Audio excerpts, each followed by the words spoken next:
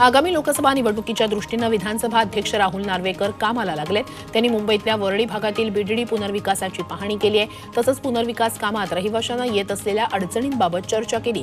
लवकरच बैठक घेऊन काम मार्गी लावण्याचं आश्वासन त्यांनी दिलं। तसंच पोलीस वसाहतीलाही भेट दिली आहे। महाराष्ट्र लोकसभेची यादी करणं भाजप आणि महायुतीला सोपं जाणार नाही असा टोला संजय राऊत यांनी नाशिकमध्ये लगावलाय। राज्यात त्यांच्याकडून लढण्यासाठी उमेदवारच नाहीयेत, तर आपल्याकडे लढण्यासाठी सक्षम उमेदवार आहेत असंही संजय राऊत म्हणाले। वंचित बहुजन आघाडीचे नेते प्रकाश आंबेडकर यांच्याशी काही विषयांवर चर्चा सुरू आहे। ते 100% भाजपच्या विरोधात आहेत असा विश्वास खासदार संजय राऊत यांनी व्यक्त केला। प्रकाश आंबेडकरांची भूमिका बघता ते महाविकास आघाडीसोबतच आहेत असंही राऊत म्हणाले। ते शिर्डीत बोलत होते।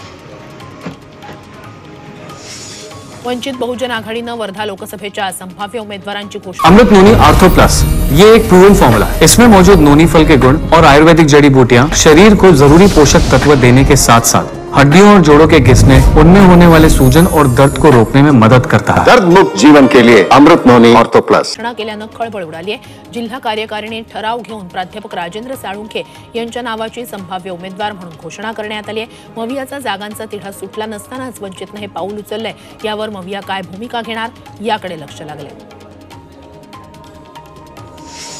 इंडिया आघाडी 6 मार्चला मुंबई महानगरपालिकेवर आक्रोश मोर्चा काढणार आहे। काँग्रेसच्या मुंबई अध्यक्षा वर्षा गायकवाड यांनी ही माहिती दिली आहे। मुंबई महानगरपालिकेतील 1200 कोटींचं कंत्राट रद्द करण्याची मागणीही त्यांनी केली आहे। सरकार सत्तेचा दुरुपयोग करून विविध कामांचे ठेके जाणीवपूर्वक मित्रांना देते असा आरोप त्यांनी केला।